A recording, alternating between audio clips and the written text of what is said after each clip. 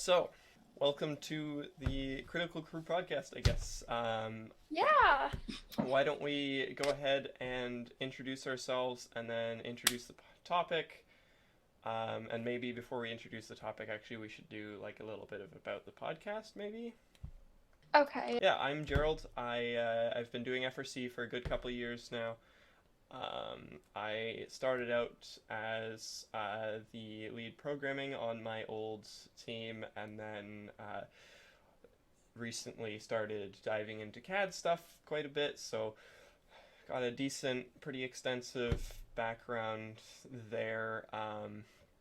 Sort of spent a lot of time trying to figure out how to make a team work well, and really enjoy a lot of the behind the scenes, sort of how to organize a team's layout and stuff. That's a little bit about me and what I've been doing in FRC these past couple of years. Anushka, if you want to take it away. I'm Anushka. This is my first year as a mentor on 9062. Previously, I did a lot of CAD design, prototyping stuff. I used to be on pit crew as well for my old team, and then I joined 9062 as a mentor this year. And yeah, like I've been doing FRC for the past this is my fourth year in FRC, and then previously I used to do FLL as well. For like a good 3 seasons maybe. So yeah, through that I've learned a lot about like how to run a team and how to make things work smoothly and how to collaborate and stuff. So this podcast is just a bit of a casual FRC conversations, sort of topical as well. Have an episode, I think we were talking about maybe once every other week or so. It'll really depend on our schedules a little bit, but we hope to be able to have some guests on and talk about lots of fun, interesting topics as the seasons sort of go on. Today, I think the plan was talking about sort of our favorite robots throughout the years. If you want to start that off, Anushka, then why don't we? Yeah, for sure. So obviously, I've been in FRC. I've done like FRC since about like 2022. So most of my picks are really quite recent robots that I've personally seen. And a lot of them, like obviously, there's huge like Ontario bias because we are based in Ontario. So obviously, we're gonna know more about the Ontario robots. Kicking it off, like the one U.S. team that's not recent in my list would be Killer Bees Team 33's 2013 bot. I think it's just so creative. I really just love the design.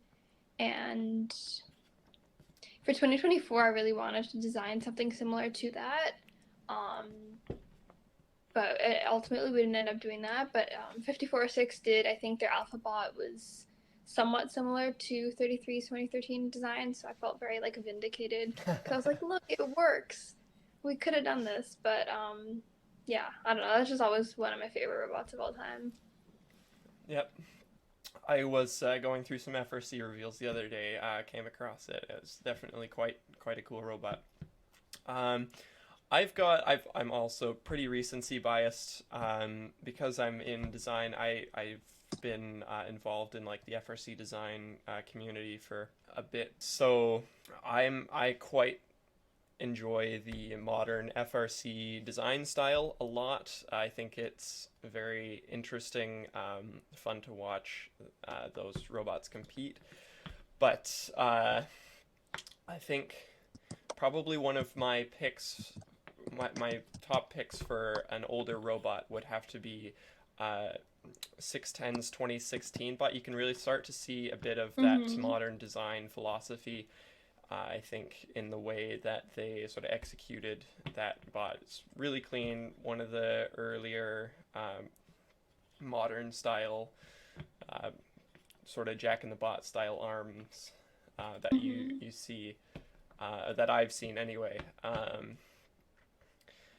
Just an interesting robot all around. I think other than that, some of my other favorite robots would have to be I really enjoyed watching 1678's 2023 archetype do its thing. I thought it executed quite well with the full width roller style.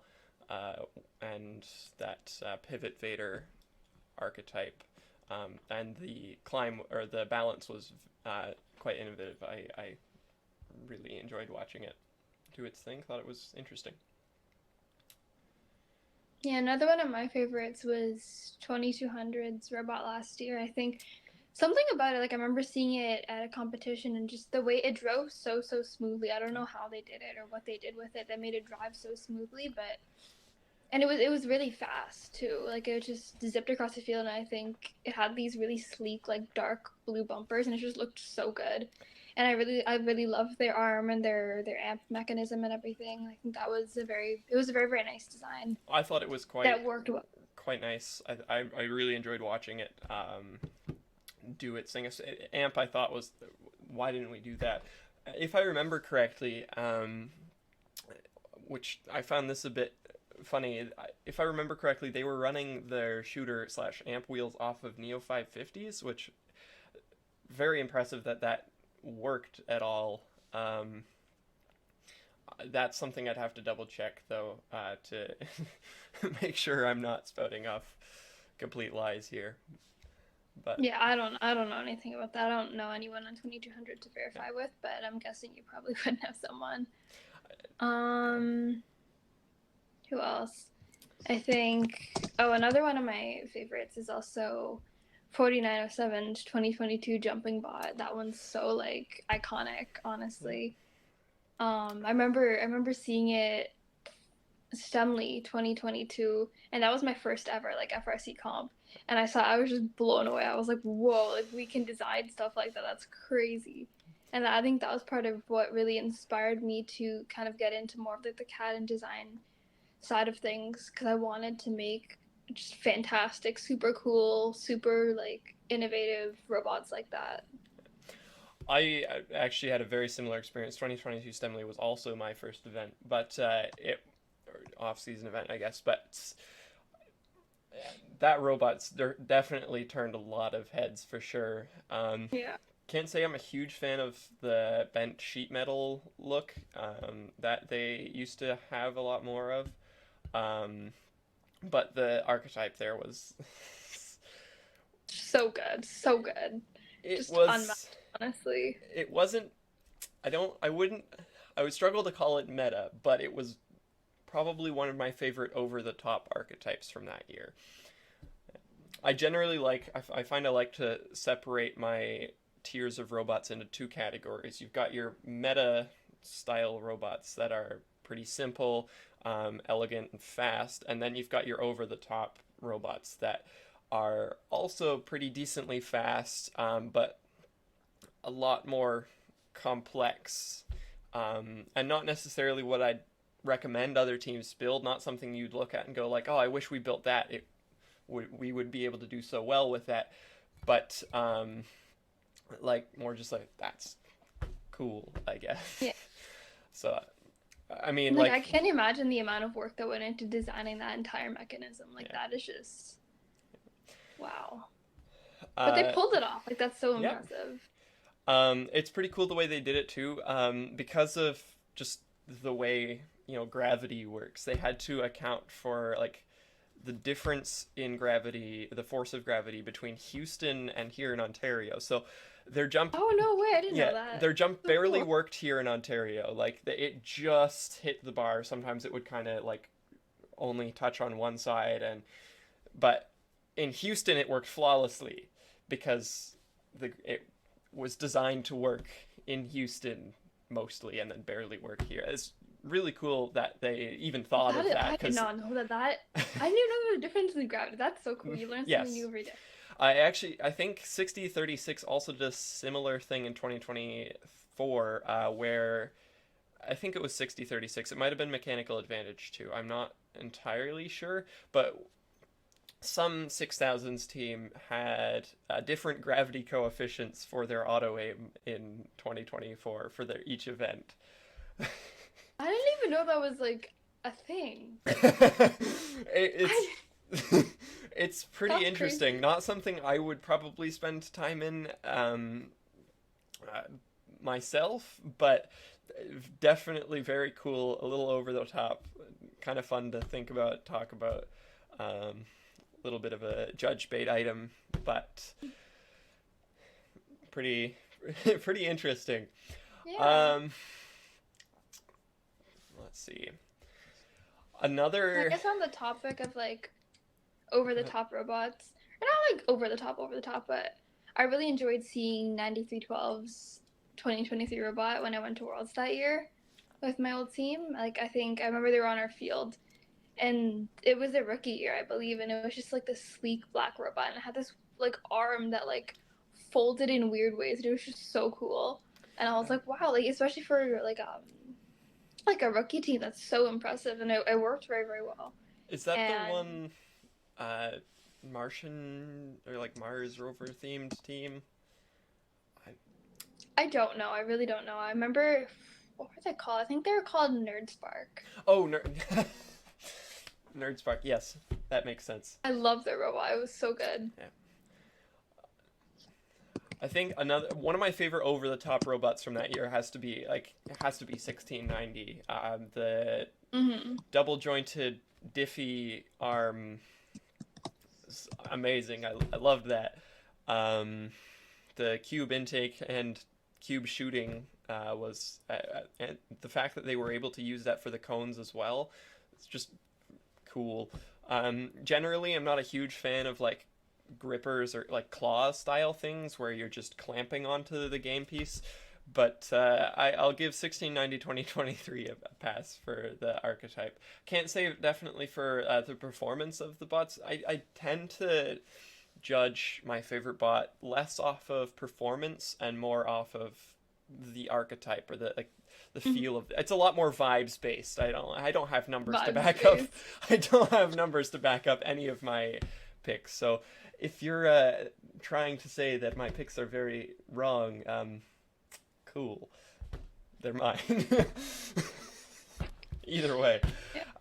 I like an elegant archetype that just looks and feels smooth and cohesive and like it fits together. Um, so probably one of my like teams the archetype itself like if I was going based on performance only and performance and simplicity only, which I would say are the main things most teams should be focusing on, I would be picking Link every time. Like 9496, you can't not. Like 2024, it's a fixed angle shooter with a climb on Swerve. That thing was fast. It was consistent. Like if I was going on performance, that would be my favorite pick of the year. But I think I like to add a little bit of archetype nuance into my selection. Yeah. I'm kind of just doing all this based off of like comp memories, and I think 2023, like most of my picks are from 2023 because one, it was my first season, so I hadn't really like seen too many robots beforehand, and I remember I was doing a lot of scouting as well that season, and I was doing a lot of like pit scouting and stuff. So I remember the most about the robots, like 2024, 2025, literally just like a blur. Like I can't remember what happened at like half the comps I went to. 2023 was an interesting year for me because it was my first actual season competing. I didn't get like the team I was on. We didn't make DCMP. We didn't make Worlds or anything. I was pretty focused on trying to just get better. So I honestly didn't pay much attention to a lot of the other robots from that year. I was drive coaching and programming and trying to get our bot to work. So I don't have a ton from that year other than what I've seen from like the clean robot videos that are floating around on YouTube, and then just overall like vibes. I was paying attention to trying to get my robot to work at all as the only programmer at the time. So it wasn't my best season in that regard. 2024, I paid a lot more attention, and then this year I had the chance to actually take some time, step back a little bit because I was mentoring a little bit more hands off on the actual season robot, I found that I was able to do a lot more of looking at other robot archetypes, watching other events. I think I went to 5 events in Ontario in person this year, and then watched as many as I could online. So of this year's archetypes, one of my favorites is definitely 111's Windmill Arm. Um, Very, very cool archetype. They're just clean, pretty fast, especially when they switched to ground intake. It was very cool to watch, very fun to watch robot there. Hmm. I don't know if do you have any good picks from this year at all, or From this year, gosh, I can't remember anyone's robot, honestly. I think I was just at the comps. I was mostly focused on like being a mentor, which is something that's really new to me. So I was kind of just like, yep. I temporarily like forgot how to like act like a human. So I was like, okay, let's focus on that, not the robot. Oh gosh, I can't remember anyone's robot. Oh man. Oh, Waffles, Uh, 4476. I did. I Love their did bot. like that robot. I have to give a huge shout out to Team Dave as well. Executed a very, Hmm. very clean, very fast robot. In my opinion, one of the best funnels in the world this year, by far. The sort of reverse kit bot of sorts just worked super well. Um, just glad to see them execute something like that. I think they have, if they keep doing stuff like that, where they keep doing simple, well scoped archetypes and executing them really, really well, I think they have the I think they have the capability to, in a couple of years, be competing at a similar level to OP if they really Hmm. keep focusing on Yeah. just improving little bits season after season and keep Hmm. scoping well, like they did this year. Yeah. Um, it looks wise, 2200 has to be one of my Of course. favorite Yeah. from this year. The robots are just so like aesthetically pleasing Yeah, too. Like they work, they're aesthetically pleasing, they're clean.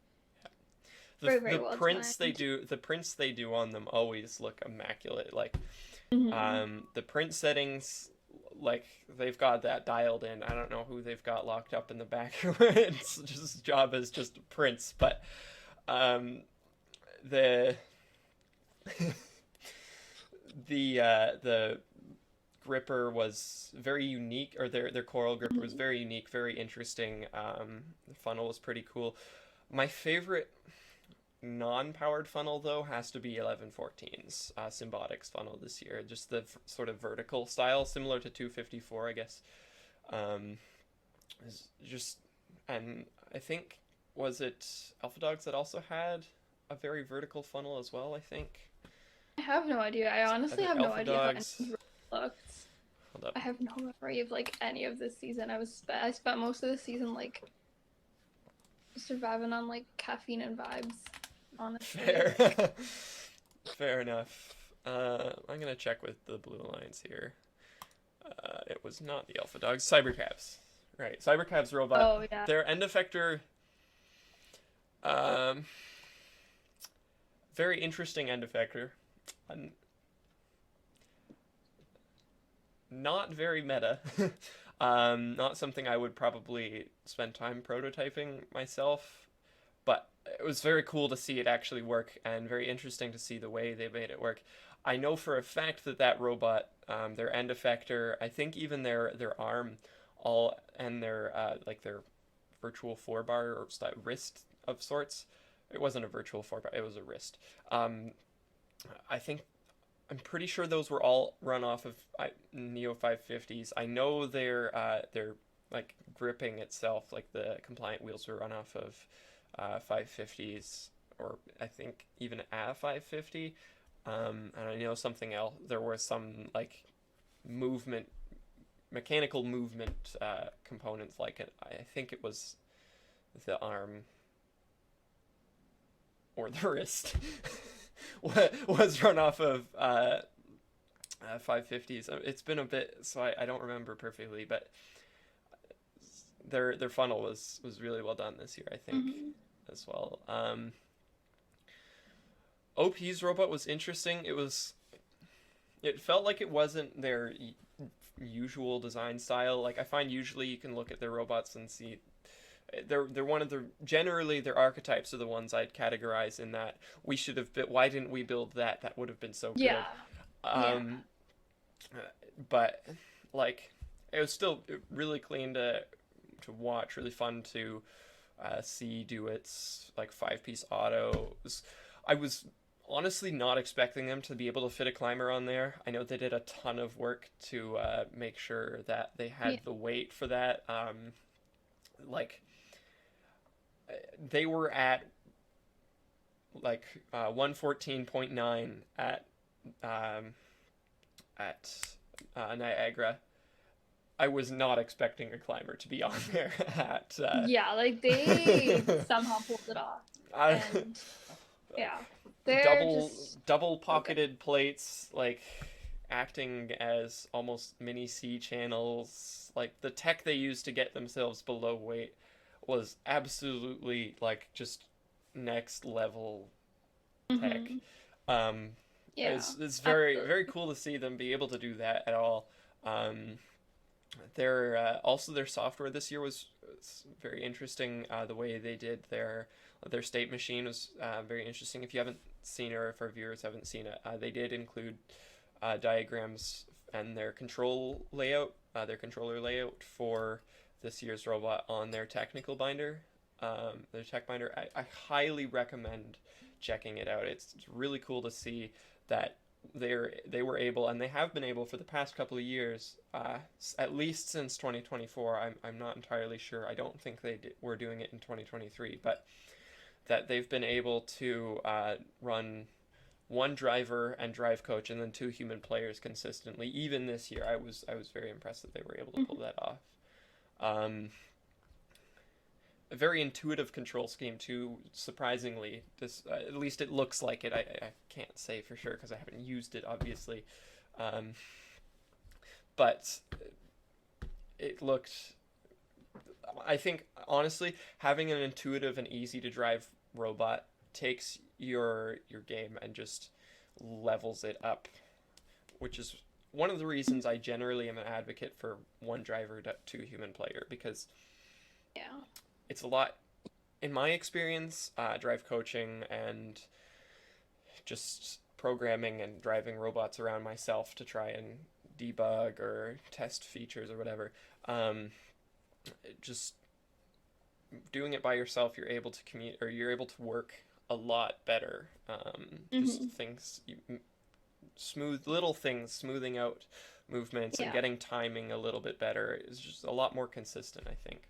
Yeah, and I think like collaboration between two people, like there's a lot more chances for errors as well. Like I think that kind Yeah, of having one person kind of reduces the error. Obviously it's more pressure on that one person, but I think ultimately in the long run, if you can pull it off, it'll work very, very well.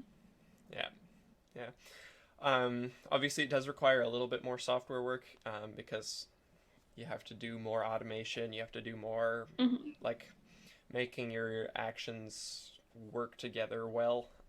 Yeah. And control scheme has to be intuitive as well. Like for it to work for one driver to work well, your control scheme has to be very intuitive. But I think Yeah. if executed well, you can pull it off, and it'll take your game from like here to here. Hmm. Like Yeah. it's very cool. Um, Other favorite robots this year, I really liked the Jack in the Bot archetype. Um, Hmm. Honestly, I do prefer pivot vaders to. This is just personal preference, design like preference of my own. I prefer pivot vaders to something like a telescoping arm, like Jack in the Bot has been doing. But like so something like 6995 or Madtown this year, I think I like a little bit more. Just design wise, not necessarily performance. Obviously, Nomad or 6995 is not EPA wise, just isn't at the same level as Jack in the Bot, but the design style there, I think I do prefer that elevator sort of thing. That's another reason I really like 1678 2023. It's just using an elevator there instead of telescoping tube. Yeah. I think elevators can be very, very good in a lot of cases, and I think one of those cases, like I remember in 2023, I was looking at the robots, and there was a couple of kind of main styles. Like there was like the elevator robots, and then there was like the arm robots and stuff, right? And I think, for me at least, I think the 2023 like elevator bots were some of my favorites. Like for example, Team Dave. Yep. I really like the robot that year. In 2020. Yeah. I have to agree there. Like that slanted elevator archetype is probably my favorite archetype that year. Like 4414's robot was really cool that year. Obviously, their 3-motor swerve was also just. Yeah, that's a whole. Yeah. Like. I could go on for hours about that robot. Yeah. But like, just the motion. I think both. It sort of depends on your archetype a little bit, but both cascade and continuous elevators can look really good if you execute them well, and they'll be fast and smooth. Obviously, there wasn't as much use for elevators in 2024. Not a whole lot of verticality to that game, but like, I did see some teams use like elevator type mechanisms for like amp and for trap. But that was about it. Like you need like a shooter of some sorts if you wanted to score in the speaker. Yeah, like the focus of sorts of each robot was generally like a pivoting shooter. I think archetype wise, probably my favorite archetype from that year is 8033's archetype. They're under the bumper with a slanted elevator for amp, and then a pivoted shooter. Just pretty simple, Like it's not the simplest robot you can get to, and I'll touch on that a little bit later. But I did really enjoy watching those robots compete, and thought it was one of my favorite archetypes of that year for sure. The robot this year was really cool as well.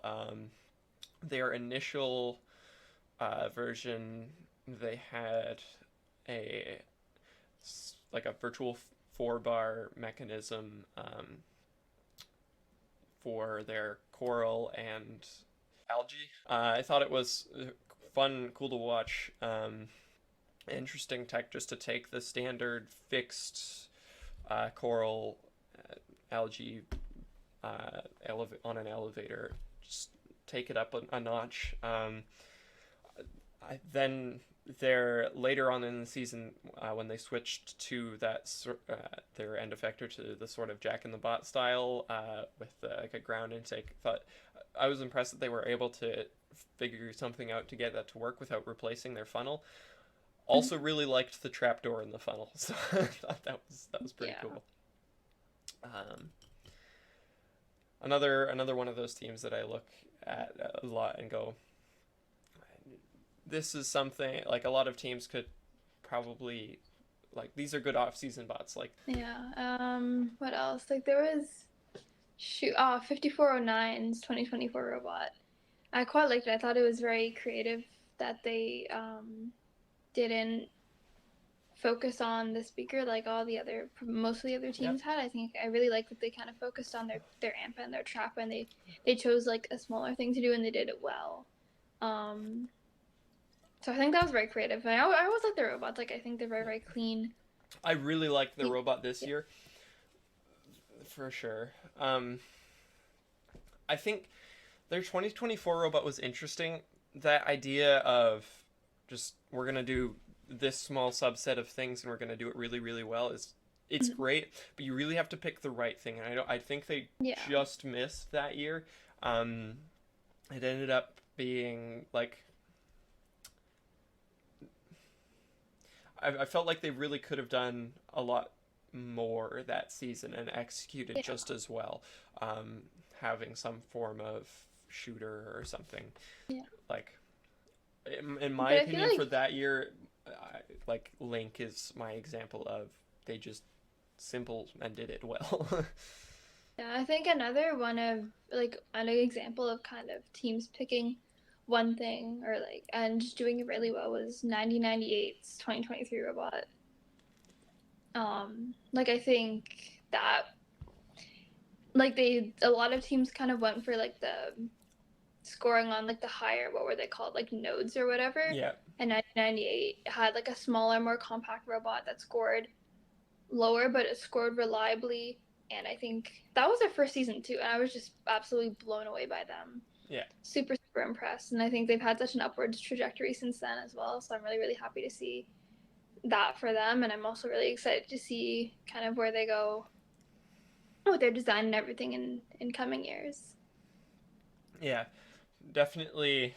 I haven't, to be honest, I haven't seen much of their robots, like, or paid attention to, I guess. This year, I think they didn't perform quite as well as I was expecting them to. I'm just gonna, but they have a lot of promise. I think they can do quite well if they keep it up. Um, Yeah. another another team that I think like around here that I always find interesting to watch um, has got to be well. I joined 9062 this year, but I found it really interesting to watch us now go from the coral shooter or not coral, sorry, cube shooter in 2023 to a pretty well executed, one of the best sort of Quokka style archetypes in 2024 in Ontario anyway. Um, and then this year wasn't quite so good. We tried to scope down a little bit. I like I'm very this is very much bias and conflict of interest, but I'm very interested to see where we go. And I would have told you this before I was on 9062 as well. I'm very interested to see where this team goes in the next couple of years and what sort of we can do with what we've got. Yeah. Yeah, I think there's definitely promise there. Um, I had a lot of fun watching their 2023 and or sorry, no, their 2024 robot. I did actually on my original team. I did end up picking 9062 for our alliance that year as the first time in my FRC career as an alliance captain. So that was pretty fun. Bit of backstory there, but it's very interesting to watch. Just sort of the off meta style a little bit, just sort of dabbling in it every once in a while. Baguette was really fun to see come out. I yeah, was not expecting that, but love Baguette. yeah, it's so fun. Yeah. um, And a couple more 2023 robots. 4678. I remember seeing a video of them like scoring, I think cones or something, and like their arm, like their end effector and everything, for whatever reason, it just looked like vaguely like alive. I don't know how else to describe it. Like it looked like weirdly like human, like the movements of it. And I thought that was really, really interesting. interesting. And I think yeah, I loved their robot that year. Like I think they always build such great robots. Um, yeah, I just remember seeing it and being like, oh, like I don't, kind of creeps me out a little bit, even though it works so well. yeah. Um, Another really cool robot from that year is 3015's Ranger Robotics. They always build kind of interesting robots, complex, but they have the software to back it up. Obviously, like mhm. I think on their team is the lead dev behind like Path Planner and stuff, so they're not lacking Oh, software wise. Yeah, Um, yeah. in 2023, they had a turreted pink arm of sorts, um, with like their end effector on the end that was able to score both cones and cubes. The end effector itself, I thought was really cool, and sort of used it as a basis for some of the just little designs I came up or have been coming up with. I do a lot of just trying to come up with archetypes in my free time because I find it fun. But um, I really like their end effector from that year, and the fact that they thought that a turret was worth it was it's quite interesting. I'm very impressed that they were able to pull it off that year. Very interesting robot to watch. The reveal of anyway was very cool. Mm-hmm. Going back a bit to 2022, I have to say I found I really like 2910's robot from 2022. Just the fact that they were able to package the climber uh, with their shooter hood like they did. I thought it was really really well done, well packaged, and fun to watch do its thing as well. Yeah, I think 254's 2018 robot as well. I really like their mechanism. I It was like an elevator, I think, and then it had like um a mechanism for score and like the little cube Yeah, things, and it like could flip yeah, yeah. between like the elevator, and it was really cool. I remember attempting to design something like that, and just it did not go well, is what I'll say. But it's really amazing that 254 was able to kind of pull that off, Yeah. design it. Yeah, I really really like that robot of theirs. It's another one from like the past because I feel like all of mine have been way too recent. I think Um, 2056's 2019 one is really cool. 27's 2019 I also really enjoyed watching. The videos that are floating around online. Yeah, 971's always built kind of interesting robots. This year felt like they were a lot more simple. I find a lot of the teams that I usually look for complex over the top robots like 118, 971, um, just they made rather more meta robots this year. yeah. It wasn't meta per se, but it was a lot closer than usual. Hmm. A little sad that they were. I didn't get to see any amazing mechanical complexities come out of 118's uh, nice golden paints or art, not art style. I'm trying to find the word, but I can't. Yeah, I think another one was 4613's 2019 robot with the pass through to climb onto the platforms. Yep. I forget what the actual like official game name is of those platforms, but like just the platforms. I I remember I'm I was pretty trying to design a sure. pass through, and it was I just really liked it. Like I think it was um a good kind of solution to something like a lot of teams, they had like different mechanisms to like flip onto the platform or like grab onto it or whatever, and they were just pass through elevator and drive onto it, retract the elevator, simple, done. Yeah. Huh. Yeah, I that was hadn't right. seen that one. Um, I, like obviously 254's 2023 robot's another one that I really enjoy watching. Um, Mm-hmm. clean robot that year. Um, just a lot of those uh, teams I find just the fact that they can pull some of those things off the way they do. That year they 254 had like carbon fiber tubes at one point as their ladderator. If I remember correctly, I think they had to switch out because it wasn't working very well. But I could be wrong on all of that. But it's very interesting to see that thought process there. Think out of all the robots that you've personally kind of helped create in some way, like which one of those is your favorite? So theoretically, the 2024 bot I helped work on is probably my favorite. If it worked well, unfortunately, the intake was kind of not great.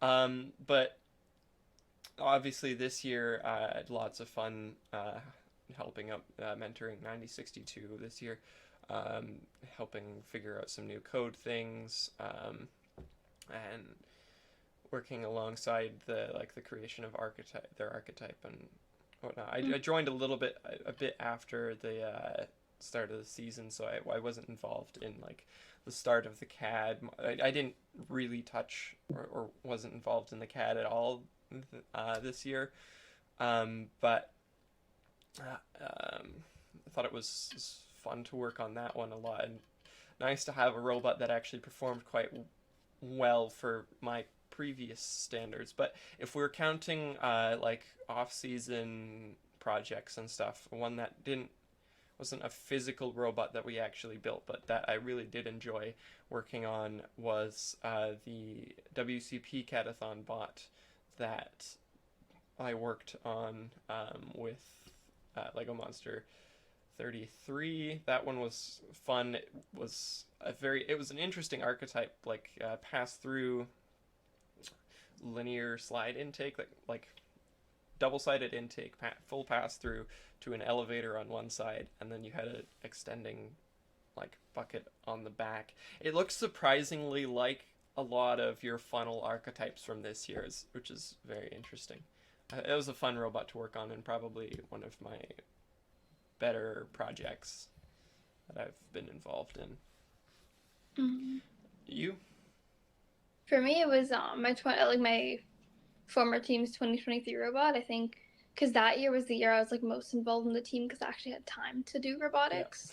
Um, and yeah, so I remember helping design and prototype the intake, and I got to actually like CAD parts of it, like physically cut parts and stuff to make the robot. I think it's just kind of one like emotional significance to me. Like obviously, I really love that robot and it performed really well, and I think the intake as well. Like the intake is something that because actually helped with it and helped design it and prototype it. Like, and it worked very well as well. Like I liked having the intake on like pistons, so it was like retractable. Like it would just go out, intake a cube, and then come back in. And I Yeah. think that really helped reduce some of the damage that could have happened to the bot. Because you see other teams, like they get hit and then oh no, like their intakes not working or it's broken, right? I think kind of having that retractable intake helped Yeah. kind of mitigate that. Yeah, overall, I think that was just such a good robot. Like, the scoring mechanism as well. I think I really liked the way it was able to kind of it would. I remember the scoring. It was like you would intake the cube, and then like the kind of wrist would come down and take the cube, twist back up, and then score it. And it was just, I don't know. It was just like everything somehow came together and worked. It's fun to work on those bots. From a programming side, anyway. Like it's cool to just see the things that the thing you've been working on for a couple weeks really just start moving and taking life, and watching it score for the Yeah. first time in uh, your practice field. Just such a fun feeling. Such Yeah. really awesome. Um, In terms of things I'd like to see more of on robots, actually, this is a thought I sort of just had, but I think there's an opportunity if we have more like game pieces that are like larger than your bumpers or whatever. I'd really like to see more teams try linear slide intakes, like rack and pinion of sorts, similar to Mm-hmm. 254. I think they did it in 2023. I could be wrong. Um, yeah, it was a 2023 bot. But I think it's a very cool way to package stuff. It packages really well with the rest of like you can really fit a lot of stuff behind Mm-hmm. one of those, a lot more than you can with like a slapdown or virtual 4 bar or just a 4 bar. Um, I think it's a really fun way to package an intake like that. Also, fun in terms of damage resistance as well, just because you hit something, as long as your force is somewhat going in the direction of your intake extension retraction, it's just going right back in. Like, Yeah. similar to a 4 bar in that respect. Hmm. Um, yeah, I think, under the bumper or over the bumper intakes. I think that's something that I've always If kind of the had to debate. if the game piece fits under the bumper, under the bumper.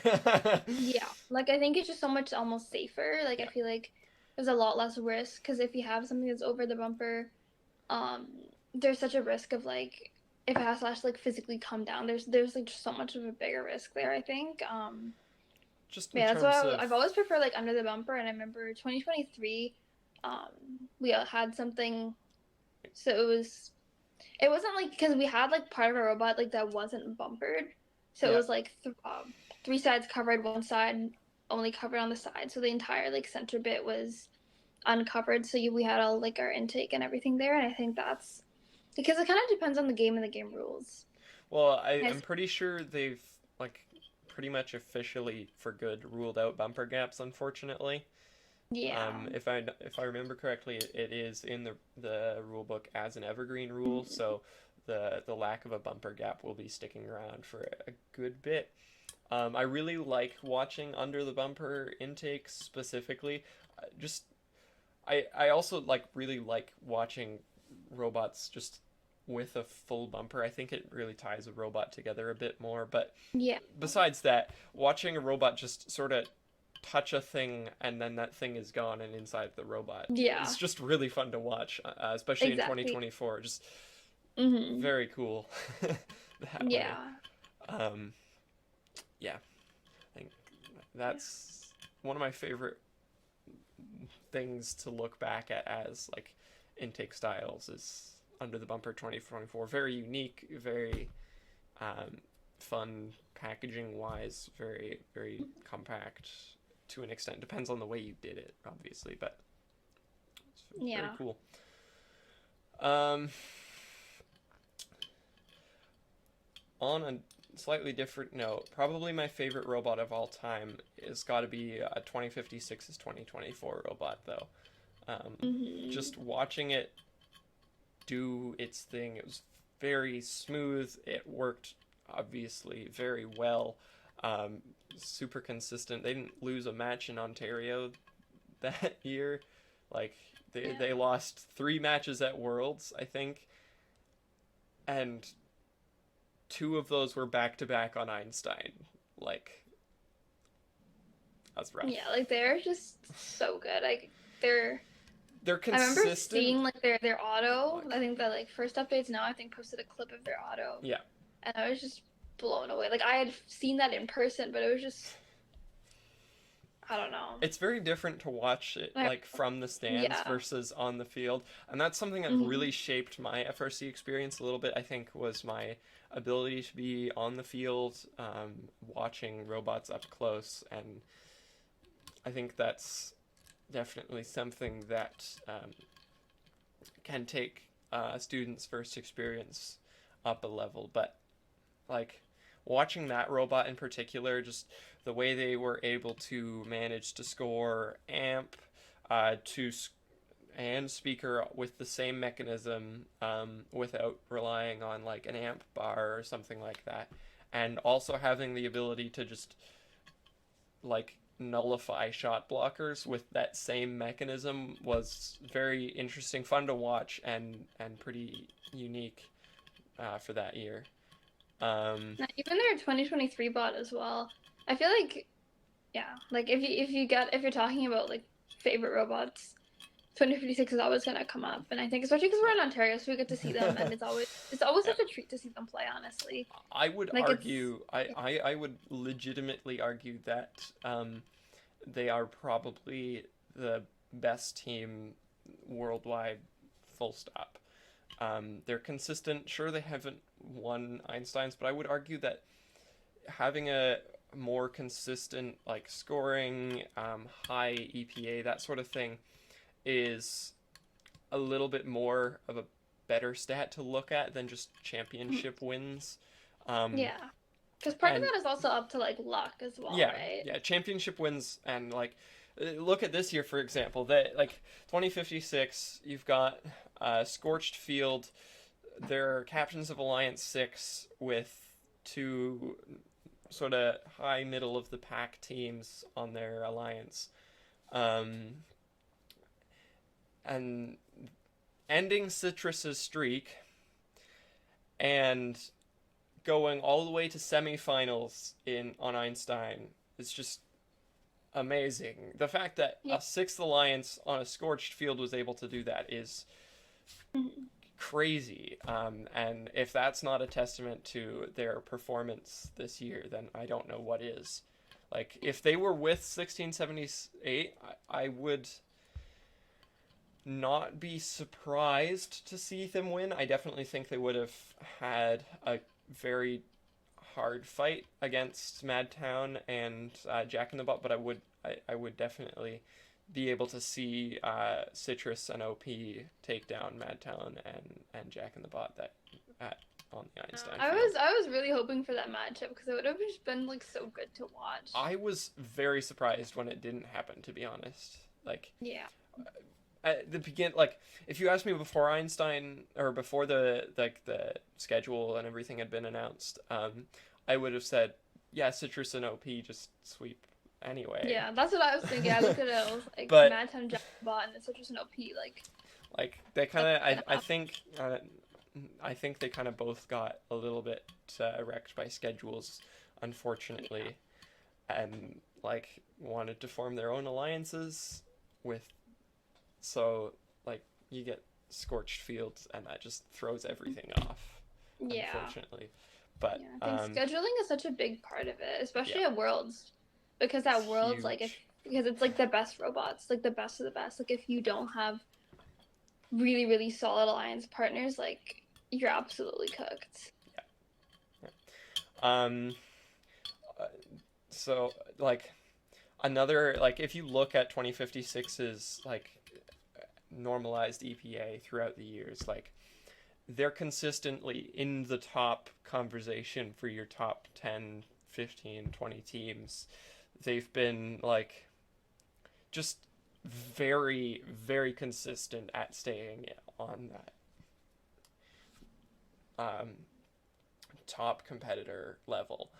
Yeah. Like consistently, I think I looked up this stat a little bit earlier because I posted a similar thought on the Chief Delphi hot takes thread, and they have, I think it's like I don't have the exact numbers off the top of my head, but I think it's like over 50% for over 50% of their seasons they've had a higher EPA than 254, um, or like they've been consistently good since their rookie year, like I know. which is That is insane. Like, I know. Like I think honestly, like I think they're such lovely, wonderful like people too. yeah, Like I just honestly love everything about I them. love It's talking to such a them, treat to get the to work 2056 or like guys. to play with them at comps and see them at comps and just watch her like even like getting like absolutely like annihilated by them in a match doesn't even feel that bad because you're like guys like this is literally like one of the best teams. I know that sentiment used to be quite different in FRC. Um, Yeah. at least in Ontario here, because it was just. I Yeah. think they've really turned that around in the past couple of years. They've been like, I've got some good. I would say good friends on 2056 now. But if you ask like,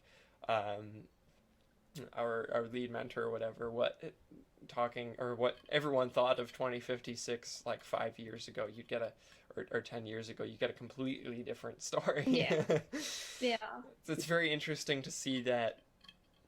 I don't know how warranted that was necessarily, but it's like they just kind of showed up, won the event, and left.